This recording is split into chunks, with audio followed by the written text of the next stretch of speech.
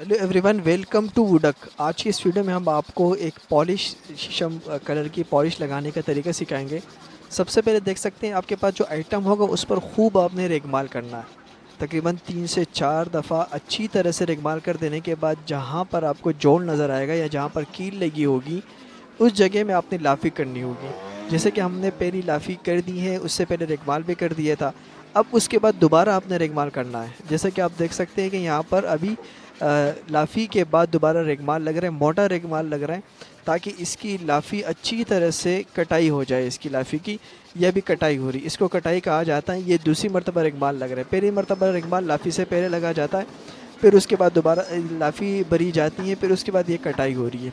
तो लाफ़ी की अच्छी तरह से कटाई करनी होगी ताकि हर जगह जो ऊपर नीचे होगा या जहाँ पर आपको होल्स नज़र आ रहे होंगे तो वहाँ सब ये सब सीधा बिल्कुल लेवल हो जाए। तो इसी तरह लाफ़ी कटिंग के बाद आपने क्या करना होता है, स्टैंड चढ़ाना होता है। तो स्टैंड ये मिट्टी के तेल में बनता है, और मिट्टी के तेल में आपने जो चंद्रस होगा, या अगर चंद्रस का स्टैंड बनाते हैं तो वो भी बना सकते हैं। वैसे अमूमन मिट्टी के तेल में स्टैंड बनाया जाता है, उसमें कलर मिला के। कलर आप सिंदूर मिला सकते हैं, आपको कोई सा भी कलर चाहिए। शीशम कलर बनाना होगा तो आपको ब्राउन सीना वगैरह मिलाना होगा। इसी तरह हम अच्छी तरह से इसकी कटाई कर रहे हैं अभी। जब सही तरह से इसकी कटाई हो जाएगी तो फिर उसके बाद हम क्या करेंगे कि यहाँ पर जो अपना स्टैंड होगा वो लगाएंगे। देखिए, पॉलिश की कई किस्में होती हैं। एक दाने की पॉलिश होती है, एक चंद्रस वाली पॉलिश होती है, और दूसरी ये है कि लेकर सीलर की पॉलिश होती है। तो ये हम लेकर सीलर की पॉलिश कर रहे हैं। अभी देख सकते हैं ये हमने ब्राउन सीना मिट्टी के तेल में मिला के, और फिर जो हमारा मलमल होगा, आपने मलमल काट के मिलाया होगा तो उसमें आपने कलर मिला के तो इसी तरह आपने जो आपने सब अच्छी तरह से कटाई कर देने के बाद इसको झाड़ देना है। फिर इस तरह आपने ये वाला कलर लगाना है। ये मिट्टी के तेल में हमने सादा बस कलर मिलाया हुआ है, कलर ब्राउन सीना इसको कहते हैं। ये वाला कलर मिला देने के बाद आपने इस तरह पूरे जो आपका आइटम होगा वहाँ पर आपने इस तरह मल देना है, यानी इसको इस तरह लेप देना है। जब सारा स्टैंड डल जाएगा, अब कस्टमर के ऊपर है कि उसको अगर फिगर चाहिए होता है तो बिल्कुल लाइट स्टैंड बनाना होता है। ये चूँकि हमें डार्क स्टैंड चाहिए तो चाहिए बिल्कुल गफ्स टाइप का, तो इसी तरह हमने ये डार्क स्टैंड बनाया है शीशम कलर का, यानी ब्राउन सीना में।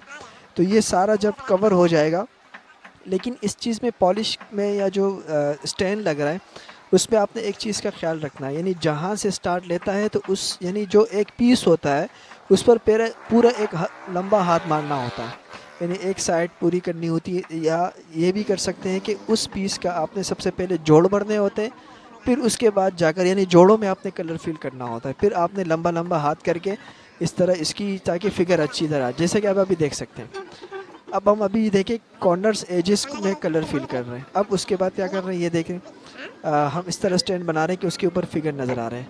जब स्टैंड डल चुका है, अब उसके बाद हम क्या कर रहे हैं, दोबारा लाफी भर रहे हैं। लेकिन लाफी से भरने से पहले देखिए हम इसको पक्का कर रहे हैं। पक्का ये जो हमारा कारीगर है ये इसको उससे जो हमारा वार्निश होता है, वार्निश में कलर मिलाकर थोड़ा सा, या सीधा वार्निश को जो है ना थिनर में मिलाकर उसी के मदद से यहाँ पर इसको पक्का किया जाता है। यानी जो हमने स्टैंड मारा था उस स्टैंड को पक्का किया जाएगा वार्निश से। वार्निश में आपने थिनर मिलाना है, फिर उसके बाद आपने इस तरह जगह जगह पर यूँ लंबा लंबा हाथ मारना है ताकि आपका कलर पक्का हो जाए। क्योंकि स्टैंड मिट्टी के तेल में जब बनाया जाता है तो उसके बाद आप अगर हाथ मारेंगे तो आपके हाथ के ऊपर कलर आ जाएगा। अब इसके बाद हम लाफ़ी बना रहे हैं, और लाफ़ी यानी जो फीलिंग होगी, अब कलर के बाद दोबारा फीलिंग भी होती है, ये दूसरी मरतबा फीलिंग है। इसको हम उसी कलर से मैच करके बना रहे हैं। इसलिए आपने देखा हमने 3-4 कलर मिलके संदूर, इसी तरह ब्राउन सीना, ये सारी, और थोड़ी सा इस तरह रेड कलर, ये सारा मिलाकर, वाइट कलर मिलाकर, हमने वाइट पाउडर मिलाकर इसको हमने इस तरह मिक्स कर दिया। ये सारा जब मिक्स हो जाएगा तो आपको बिल्कुल सही तरीके से अंदाज़ा हो जाएगा जो हमारा कलर है वही वाली लाफ़ी बन चुकी है। लाफ़ी लगा देने के बाद आपने इसको सूखने के लिए छोड़ देना है। जब ये सारा सूख जाएगा उसके बाद आपने दोबारा इसकी कटाई करनी है। तो आपने देखा सबसे पहले हमने रिगमाल मारा, उसके बाद दोबारा लाफ़ी हमने भरी, लाफ़ी की कटाई कर देने के बाद हमने स्टैंड डाला। स्टैंड डालने के बाद हमने इसको पक्का किया वार्निश से।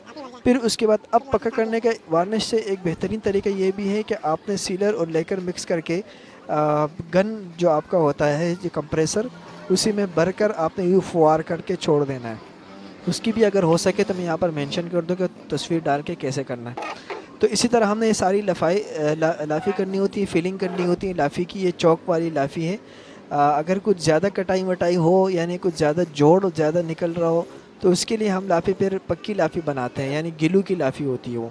इस पे भी हमने अच्छा खासा मोबिलियत वाला गिलू लगाया, यानी ये भी पक्की लाफ़ी ही कहलाएगी। थोड़ा सा चौक था, थोड़ी सी हमारे कलर्स थे और पानी और गिलू मिक्स करके ये लाफ़ी हमने बनाई थी।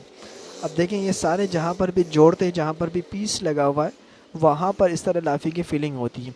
देखें लाफ़ी जैसे ही सूख जाती है तो आपका उसको कलर आपको नज़र आ रहा होगा कि उसका कलर थोड़ा सा चेंज हो जाता है, तो ये सूखने की अलामत होती है। तो जहाँ पर हमें गड्ढे वड्ढे नज़र आते हैं तो वहाँ पर हम इस तरह की फ़ीलिंग कर लेते हैं।